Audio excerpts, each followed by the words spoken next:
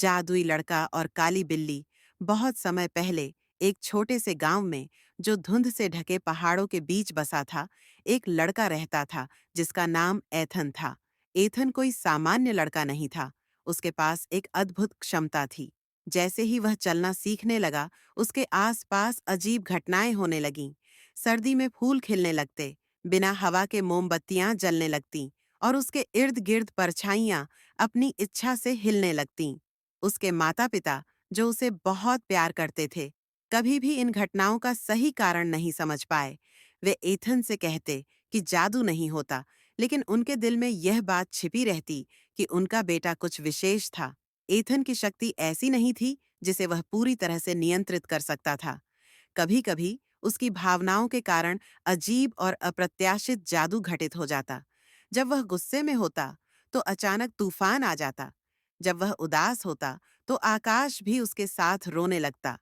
लेकिन यह तब तक नहीं था जब तक उसके 12वें जन्मदिन के दिन एथन की असली शक्तियां नहीं जागी थीं और वह एक ऐसी काली बिल्ली से नहीं मिला जो उसे एक अंधेरे रहस्य से रूबरू कराती है।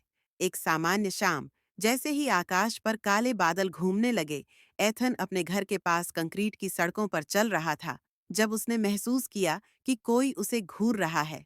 उसकी नजरें चमकदार पीली आंखों से मिल गईं और धीरे-धीरे एक काली बिल्ली उसकी ओर बढ़ने लगी। वह कोई सामान्य बिल्ली नहीं थी। उसका फर चांद की रोशनी में चमक रहा था और उसकी आंखों में एक अजीब सी तीव्रता थी। ईथन के शरीर में झुरझुरी दौड़ गई और उसकी सांसें रुक सी गईं। वह बिल्ली धीरे-धीरे उसके पास आई और उसके सामने खड़ी हो गई। फिर अपनी गर्दन घुमा और ईथन को गौर से देखा, जैसे उसे परख रही हो। फिर उसने एक गहरी खरखराती आवाज में कहा, तुम चुने गए हो, एथन। चुने गए हो उस राज को जानने के लिए जो पर्दे के पार छिपा है। ईथन डर के मारे पीछे हट गया। क्या मतलब है तुम्हारा? कौन सा राज? उसने डरते हुए पूछा।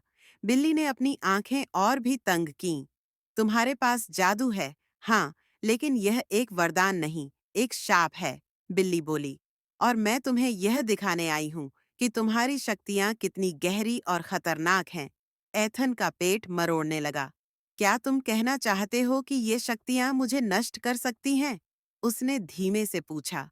तुम जीवन और मृत्यु पर काबू पा सकते हो, अतीत और भविष्य को देख सकते हो, लेकिन सावधान रहना, जब तुम एक दरवाजा खोलोगे तो फिर पीछे मुड़कर देख नहीं सकोगे। इतने में एक ठंडी हवा ने सड़कों पर आकर एथन को और भी सिहरन से भर दिया। बिल्ली ने कहा, मुझे तुमसे कुछ दिखाना है, मेरे साथ चलो। एथन ने अपने डर को नजरअंदाज किया और बिल्ली के साथ जंगल की ओर चल पड़ा। जंगल की जड़ें और शाखाएं जैसे उन्हें घेरने के लिए उग रही थीं और धीरे-धीरे जंगल और भी घना और डरावना होता गया। अचानक उन्होंने एक प्राचीन पत्थर का चक्कर देखा, जिस पर रहस्यमयी चिन्ह खुदे हुए थे। बिल्ली ने एक पत्थर पर छलांग लगाई और एथन को देखा। यहाँ तुम अपनी किस्मत का सामना करोगे। तुम्हें अपनी शक्तियों को खोलना होगा, वरना यह तुम्हें ही नष्ट कर देगी। बिल्ली ने कहा।